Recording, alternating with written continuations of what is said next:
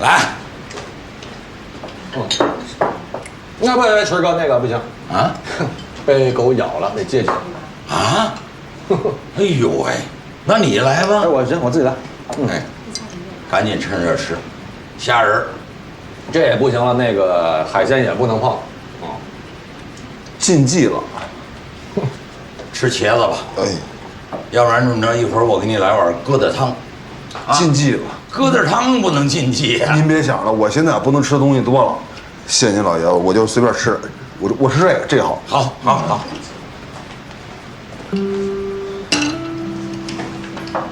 都是这臭小子害的，不能喝酒、品茶、喝咖啡，嚼辣鸭脖子、吃火锅，我还能干嘛？哎呀，好喝呀！尝尝。哎呀，好喝。哎，不是，你把那个亲子鉴定书拿来让我看。你要他干嘛？你还说找个人把这结果改了，给那臭小子看，说这事不是真的，让他回来呢。我是纳闷儿，这费雯丽取的是什么样？什么时候取的样？我也纳闷儿。哎，对了，应该是那天，有一天这小费跑我们家去了，突然跟抽了风似的，要帮我收拾屋子，那整个从里到外全收拾遍，连马桶都得给刷了。就晚上回来之后，肖涵说他牙刷找不着。那就是说，他把肖涵的牙刷拿去做 DNA 取样了，然后没拿你的，反而拿了你家能取你 DNA 样的东西。应该就这么回事。那现在明白了。哎，知道你们俩不是亲父子的时候，是不是有点低落了？是，谁低落了？我就有点生气，生气这费雯丽啊自作主张，也生气这萧寒，什么事没搞清楚呢就跑了。他倒等我回来当面把这说清楚也行。不是孩子叛逆，你当老子你不能叛逆啊。那孩子真不回来怎么办？他不回来呗。既然他铁了心思不回来，那就让他到外面历练历练，让他知道世事险恶，人心叵测。什么情况啊？你脚严不严重啊？怎么回事啊？没事，轻微扭伤而已。你又去哪儿管闲事儿了 Long story。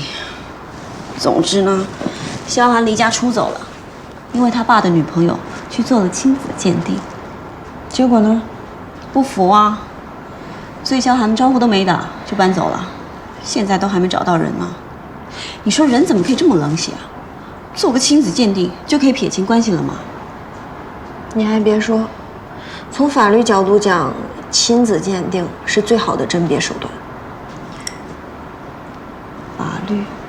哎，对，你帮我给陆大志和吴峥分别发一封律师函，吓唬吓唬他们。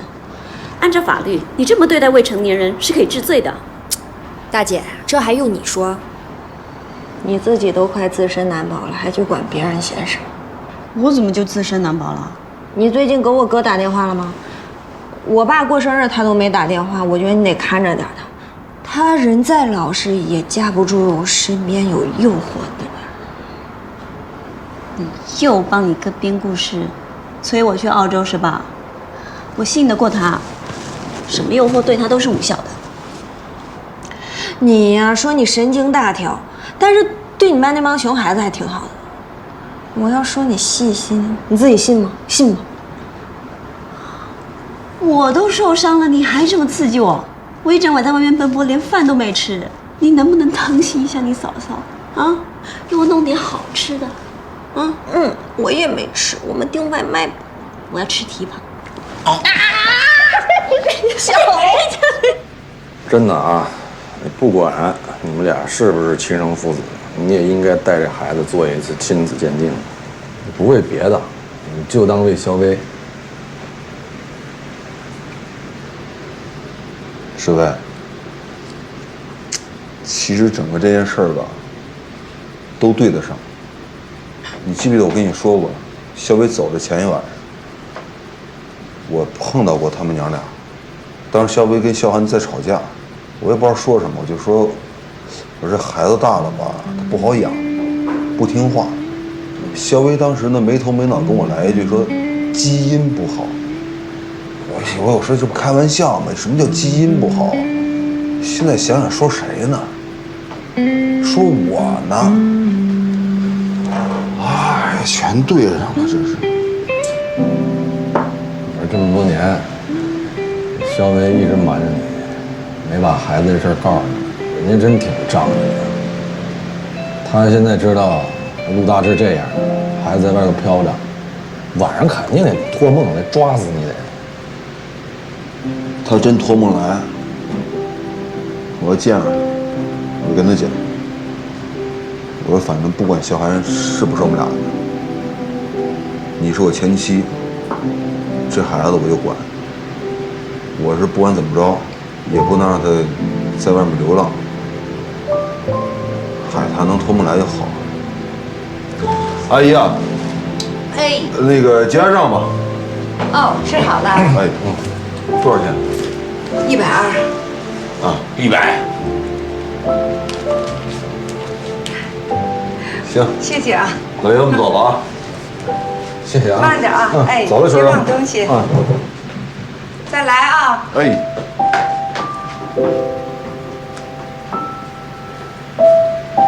嘿嘿，又喝上了，我跟你说别喝，这一杯，这第一杯。第一杯。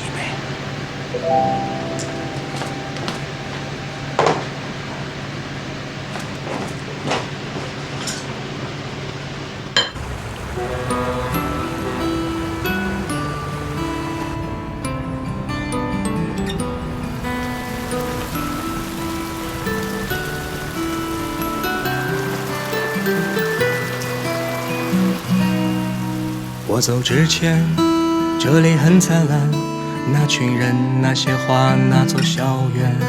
我走之前，一切都没改变，那份情，那把情，那张笑脸。聚会是我们最后的狂欢，大声劝酒，默默喝干。照片上是我们夸张的笑脸，往常最快乐的此时让人心酸。我走之前，生活变得简单，时时刻刻都像是从前。我走之前，不需要挂牵，未来总有相见一天。我走之前，生活变得简单，时时刻刻都像是永远。我走之前，我相信誓言，未来总有相见一天。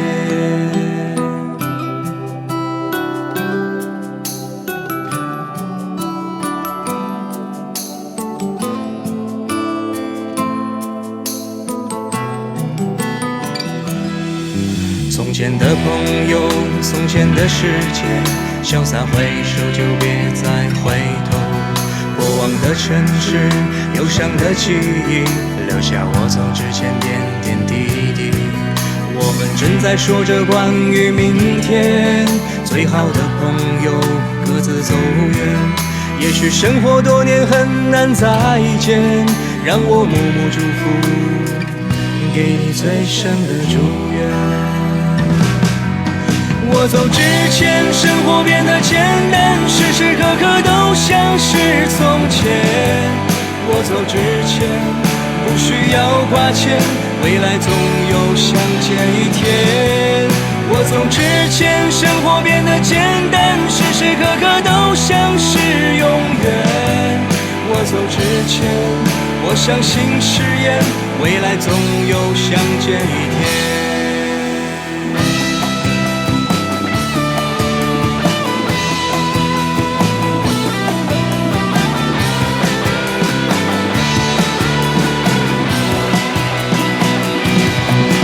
我走之前，生活变得简单，时时刻刻都像是从前。我走之前，不需要挂牵，未来总有相见一天。我走之前，生活变得简单，时时刻刻都像是永远。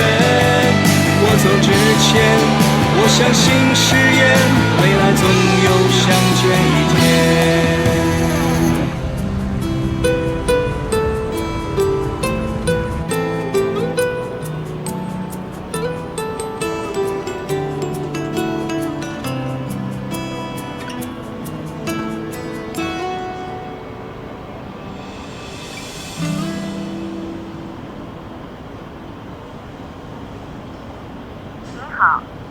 所拨打的电话已关机。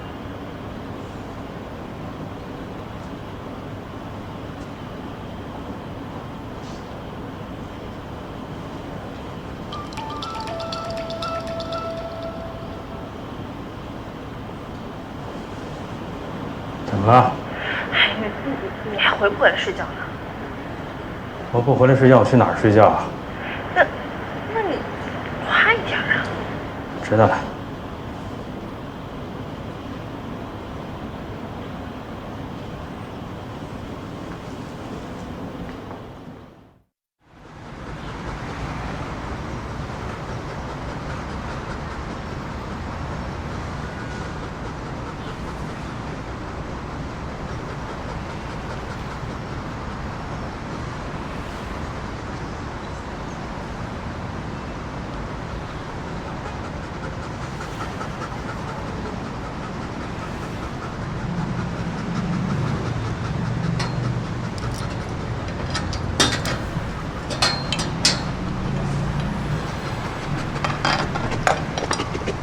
嘿 ，stay。萧寒，你们今天怎么那么早啊？奥斯卡，早餐吃了吗？快进来吧。过来。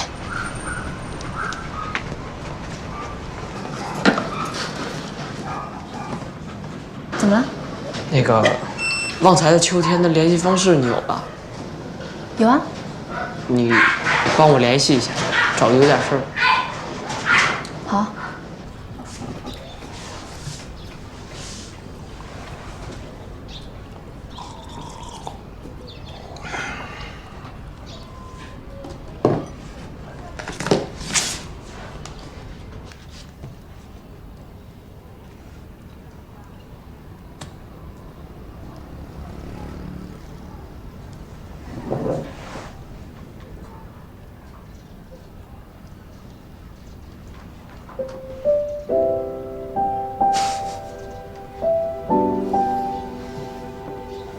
臭小子！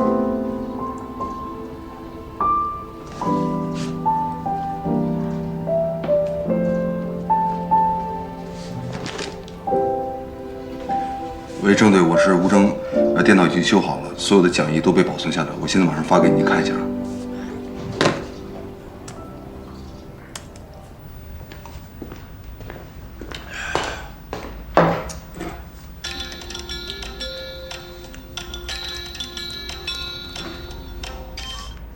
啊？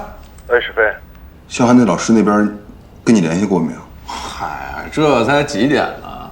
昨天你不是说让他好好历练历练吗？怎么着，这就担心你儿子了？少废话。那个，他老师给你打过电话没有？有没有萧寒消息？你自己问他啊。昨天我这陪着你到处找，我这是一天什么事也没干，我这马上要出去演出呢，我不管了啊。那老师太聒噪了，我懒得搭理他。我说啊，你呢要担心你儿子呢，你就别曲线救国了，好不好？你直接打给他就完了吗？那臭小子嘴死活是不想跟我这儿说声对不起。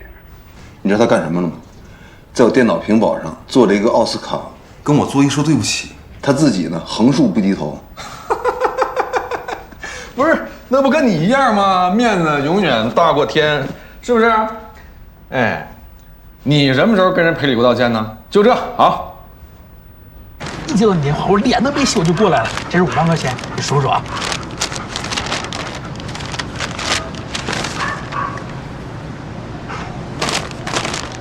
哎，你什么意思，哥们儿？我是要一次性买断，我可不是要寄养啊！我也是喜欢奥斯卡，我不想他受苦。我知道，这些就够了，剩下的你就给他买点好吃的狗粮，平常对他好点就行。你放心，你以后就是他新主人，我不会再来见他。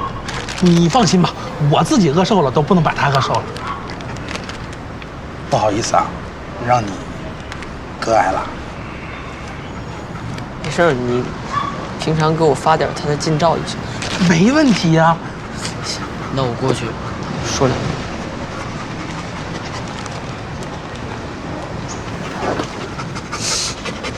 奥斯卡，以后我可能就不能陪着你，我要去一个特别远的地方，你以后就跟着这个胖胖的这个哥哥在一块儿待着。你看你现在胖的，你以后可不能像他一样啊，你得像我一样，又瘦又好看。你要出去多锻炼，少吃零食。你以后要是想我的话，你就出去跑跑步，把伤痛化作动力。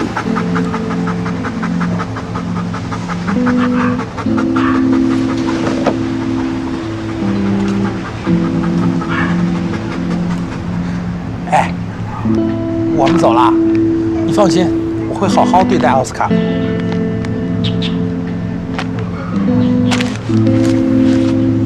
奥斯卡，哎呀，奥斯卡。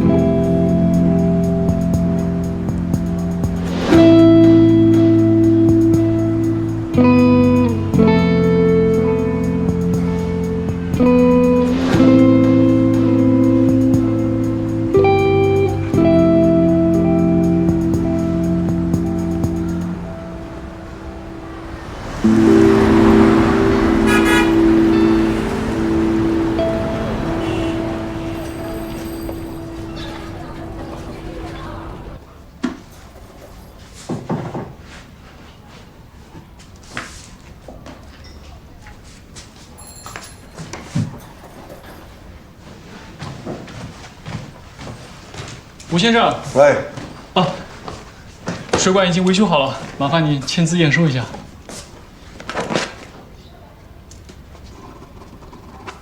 谢谢啊。您家这个马桶啊，其实也并不复杂，就是因为当初安装的工作人员呢不负责任，所以呢才留下隐患。是。哎，这不是防水胶带吗？如果当时用这个胶带缠一下水管，也不至于漏成这样啊。那个，您家水管有点老化，给你留一卷防水胶带。你有时间的时候，记得一定要自己缠一下。一定缠一下，一定抓紧啊！好，拜托。我的错，那天来装的人啊跟我讲了，一定让我缠一下，我给忘了，那天太急了，我的错。这下这楼上楼下都淹了，你才赔了不少钱吧？一共2万多块钱吧，反正我的错我认了。那个回头我取了钱之后给你送过去。行，那我先走了啊。哎，谢谢啊。嗯，好，再见。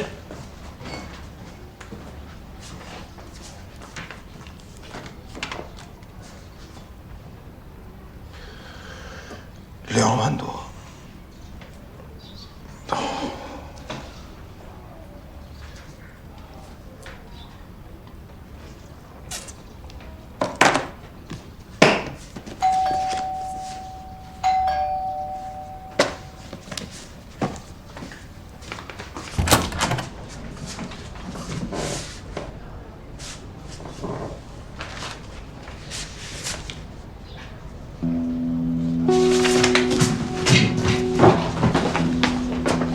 小韩，从今往后，咱俩永不相欠。小韩，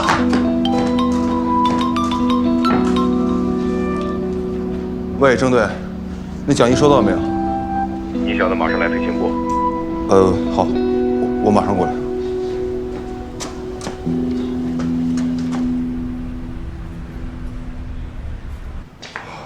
哎呦，舒克机长，您终于出现了。这2天躲哪儿去了？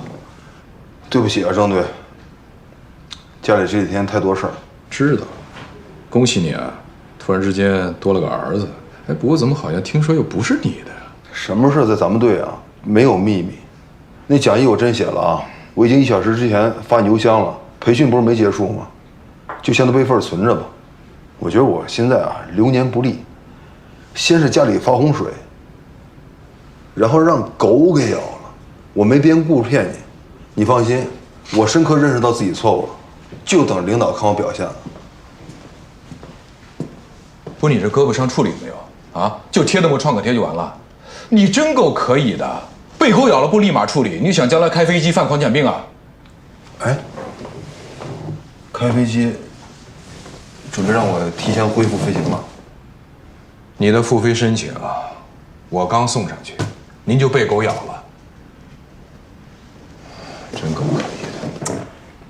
队长，这事儿，哥们儿确实是做的让你费心了。我早就习惯了。你这次给我挖的坑可真不小啊！幸亏我平时呢也经常看你的小说，把你里面那些飞行案例呢我都用到那旧讲义里了。结果新增的内容啊，学员们还挺喜欢。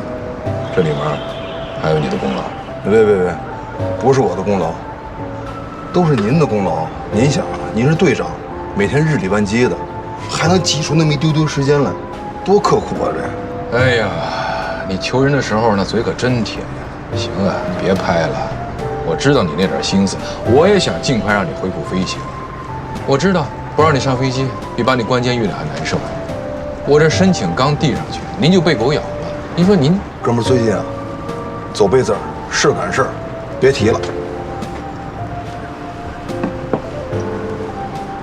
我跟你说，性格决定命运。你看人家那些机长，天天追着我要活干，哪条线任飞哪条啊！你放心，我以后少说多做，绝对不给你添麻烦。你是我队长，但我是你师哥，咱俩互相这个哥们儿理得清。行啊，正好呢，今晚上有几个好友老同学的聚会啊，你也过来，大家哥几个聚一聚。我别去了嘛，我是普通机长，你看你们都是中层干部，我去不合适。再说现在是有这个疫苗禁忌，不能喝酒。瞧你这股酸劲儿，你爱来不来？我跟你说，有几个人对你的复飞可有投票权，你来不来？来吧，来了就别装大爷，好好跟大家公关一下，大家都是师兄弟啊！你说我这为了你整天操碎了心了都。你放心，我肯定不装大爷。哥们儿今晚装孙子，咱进去，下雨了。不是，听听你这话就觉悟不高，什么叫装孙子呀？行，我改，我去谦虚一下，好不好？你已经不是职场新人了吧？你不能到现在还对学校的规章制度置若罔闻吧？我知道你的教学方法比较特别，上课给学生放英语歌、看美剧，甚至排练话剧，这些我都没有干涉过你吧？但你这个教学呀，也是有问题的。你让别的老师怎么接受你这个班？他们又怎么适应别的老师这种教学方法呢？你想过吗？我觉得，任何一个老师来接手我们高一班，都是他的荣幸。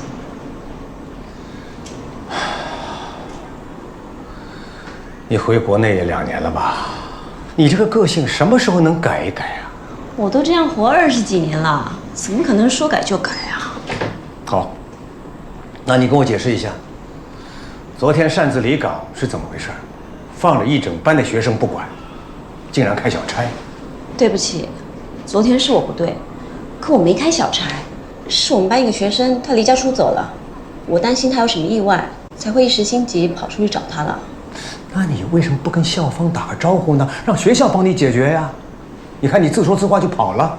还有，我这离你那么近，为什么就不能过来跟我打个招呼啊？连这点时间都没有啊？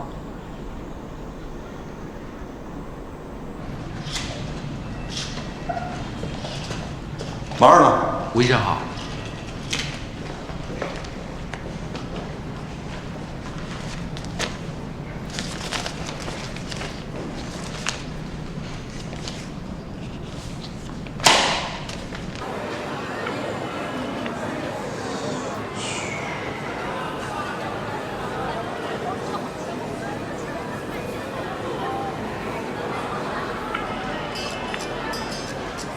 哎，小海，你去哪儿了？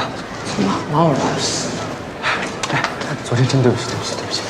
小老师昨天在这，他看到你给我发的微信了，我没办法才招了，你知道吗？他也是为了你好，他把脚都崴了啊，你知道吗？那个你不接我电话，你生气了？哪那么小气？昨天这手机没有电了，也没地儿充。那你昨晚在哪住的？哎，你钱找着没有？一言难尽，反正就是以后再也不会回那个家了。老吴不要你了，没事，他不管你，我管你，你去我家住啊。算了，这现在也快考试了，你妈那根弦肯定也紧绷着。哎，你真不用考虑我妈，真的去住没事儿。兄弟情谊，在我心里永远第一。我觉得吧，还是母子情谊第一，妈妈才是世界上最亲的人。你看我都没有妈了，你还不对你妈好一点，别总惹她生气了。而且我也想多靠点自己，因为毕竟未来就没有人依靠了，还是自己动手丰衣足食吧，挺好。我相信你自己能养活自己。那奥斯卡呢？谁养他呀？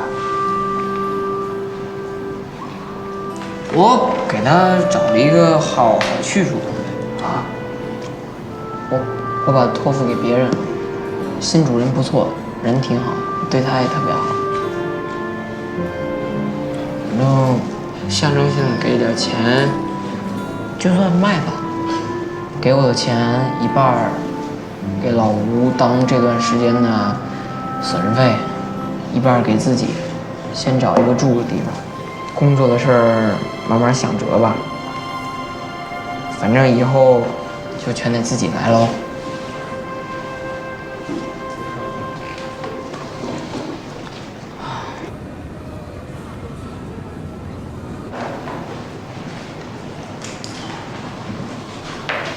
Morning.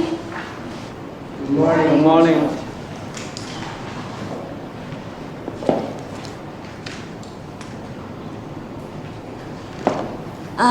好，上个礼拜我们看到《小王子》的一些片段，我们继续从120页开始。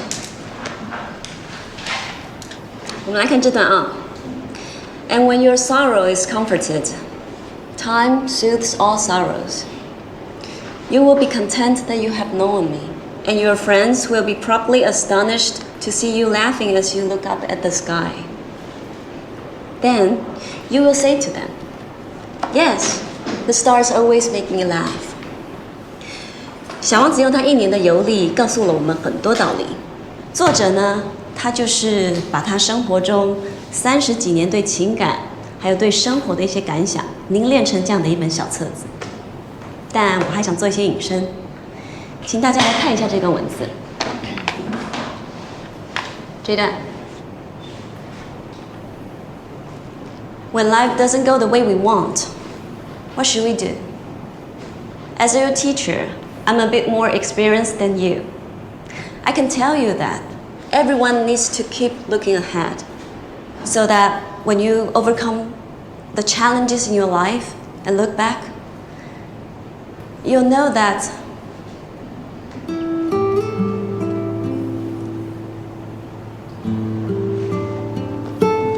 okay. Next paragraph.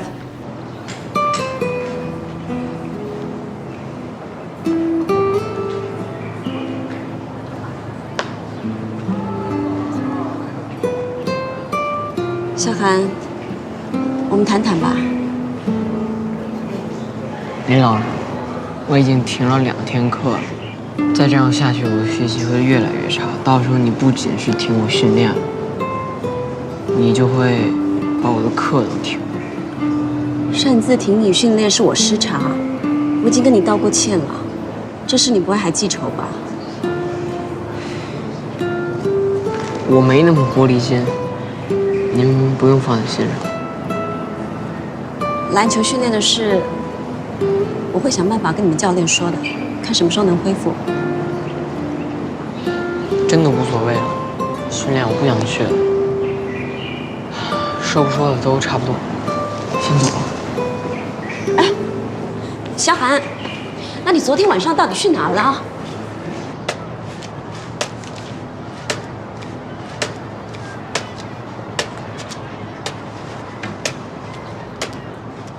小韩，小海，你这段时间干嘛去了？这钱怎么回事？怎么来的？你告诉我。货是奥斯卡闯的，我是他主人，我责无旁贷。这钱就是赔偿你的，以后咱俩就谁也不欠谁，两不相欠吧。赔偿我的这钱够吗？你觉得？不够的话，我可以再凑啊。我借钱怎么都行，反正我不想再欠你什么了。咱先不说谁欠谁的啊，你告诉我这钱怎么来的？对呀，这你一个未成年人怎么会有这么一大笔钱呢？你刚刚还申请要打工，这到底怎么回事？钱肯定是正路来的，你也不是我爸了，你也别管我。哎，等会儿，你想来就来，想走就走啊？厕所呀，你拿我当什么了？想认就认，不想认就不认。我告诉你，这钱你今天不说清楚的话，你哪儿都别去，听见没有？是你不想认我的，亲子鉴定摆在那儿了，还用我说破吗？是我不懂事儿，但我也知道廉耻。小韩，亲子鉴定的事不是我授权的，我回头给你解释。你打住！我谢谢你，我替我自己谢谢你，我也替我妈谢谢你，谢谢。我能走了吗？不行，我就算不是你亲爸，我是你妈生前的朋友，行不行？我可不可以问你这钱怎么来的？哎，好了，让小韩先去上课吧，这钱的事等他待会再问他。这能等吗？这钱万一要是不是好路子来怎么办？他万一要是抢的呢？这事太重要了。我相信小韩的品质，他不会做这种事的。语文老师来了，我要上课了，你们俩聊天吧。你等会儿，你是他老师，你等会儿。那这钱交给你了，你去问他这钱怎么来的，好不好？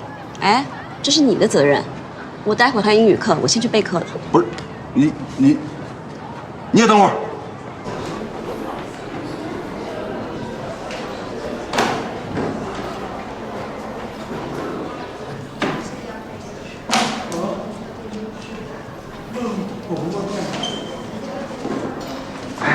小韩，看门口那是你爸吗？他是不是良心告诉他要把你带回去？亲子鉴定结果出来了，我跟他没有血缘关系。啊？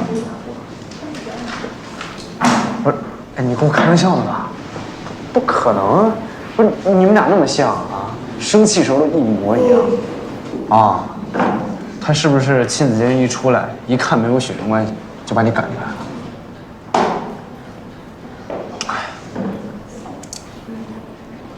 他本来不就不想收留我吗？这亲子鉴定一出来，他就更有理由了，名正言顺，冠冕堂皇。最主要的是，以后就不用赖着他了。那以后怎么办？同学们，现在开始上课了。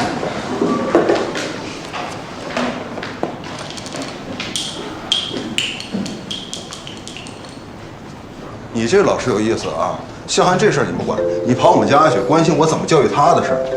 这里是学校，学生是来这里受教育的，你要管教孩子，请回家。更何况你现在好像也不是他的家长。我不是他家长，但你是他老师，我管，这事交给你了，你来处理。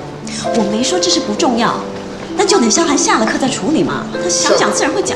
下课可能就晚了，他万一干坏事了呢？这种事儿就得现杀现卖。我说你这老师怎么能不负责任呢？我不负责任？哎，我记得你上次给我的评价是什么？误人子弟是吗？我就不明白了，害小韩离家出走人是你，就这样指责别人？咱俩那个就事论事，别说别的啊。这钱他万一要干坏事，他杀人放火，他坐牢了，跟我没关系。先说了啊。当然跟你没关系啦，一张亲子鉴定书不是把你自己撇清了吗？那你还来学校干嘛？怕良心受谴责啊？晚上睡不着觉啊？哼！还有啊，我对你没成见，因为你本来就是这么不负责任的人。送。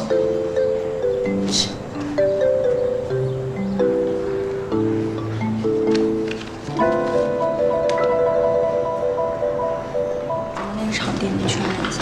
好，安全系数都检查了是吧？没有问题。行，知道了。好，啊，哎，这钱是不是你给他的？什么钱给谁？小韩，昨晚他不找过你吗？你说实话，这钱是不是你给的？什么呀？昨天晚上咱俩不在一起呢吗？今天我有演出，我就来这儿了，没照面啊。你再说我有消息能不告诉你吗？怎么见着小韩了？这孩子昨天把这钱塞门缝里，说跟我两清了，算还我的债。哼，那有你风范呢。哎，你说实话，我琢磨来琢磨去，除了你之外，没人能给他这么多钱。钱真不是我给的。你想啊，这么多年，你再苦再难，跟我开过口吗？他是你儿子，他也不会跟我借。师总，啊，那个东西已经差不多都装上车了，人也差不多。啊，行行，我马上去啊。行。行了，那我走了，老乡等着我呢。啊，你俩的事儿我不操。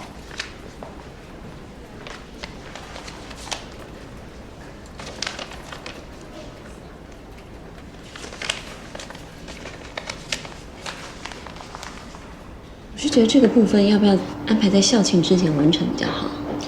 但是校庆之前我们的课已经排满了，可能再要安排进去的话有点问题。要不然在这个周末之前，哎，进来吧。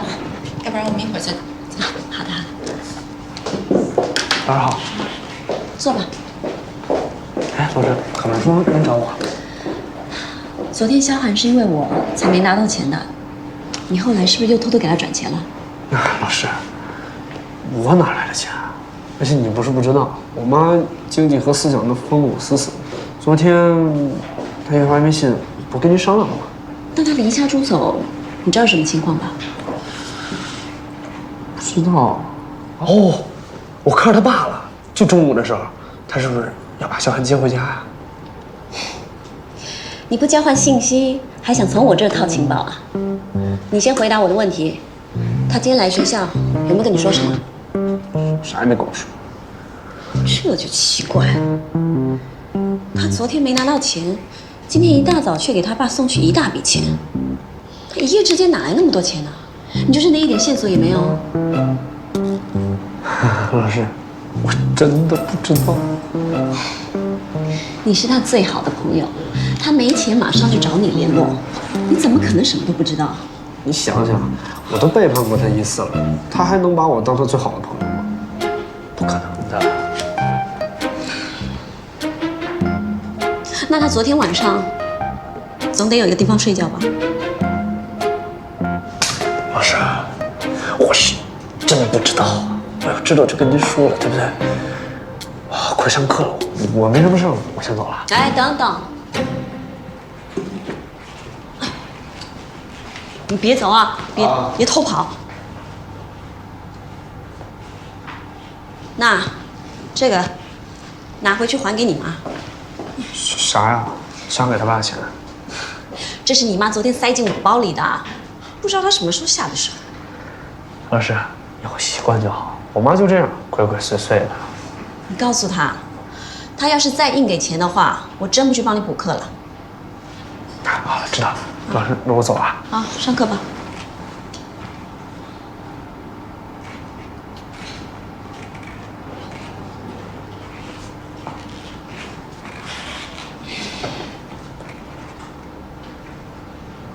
我就想知道，咱这个鉴定的权威性有多大？这个您无需质疑，我们鉴定中心啊是通过 CNS 认可和国家级资质认定的，是独立的第三方司法鉴定机构。我们的顾问也都是专家级别的，在技术平台上我们是处于世界先进水平，而且有一套完善的质量控制体系把关。到目前为止，我们已经做了12万人次的亲子鉴定了，毫不夸张的讲，都是零差错。您觉得这样还不够权威吗？听起来非常的权威，但是你看这个啊，它是上面样本啊，样本一个是烟屁股，一个是这个牙刷，我就想问这俩样本它这个保证性，它能有保证吗？对结果？我们在提取样本时都会事先筛选，也会尽量保证取样的精准性。通常我们对烟蒂取样的要求是3到5缸，必须是近期抽烟所留，干燥无烟灰附着。近期呢，有没有可能是2月之前的呢？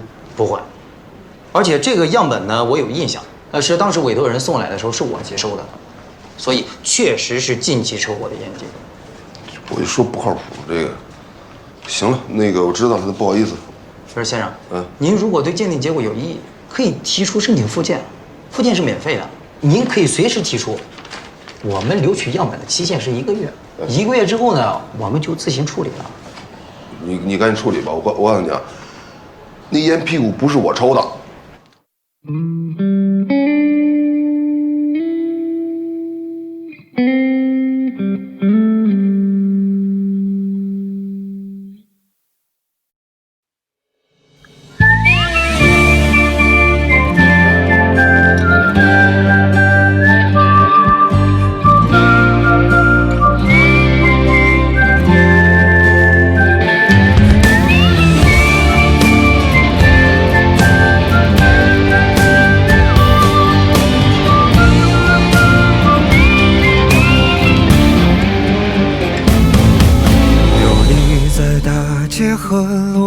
心中是骏马和猎场，最了不起的脆弱迷惘，不过就这样。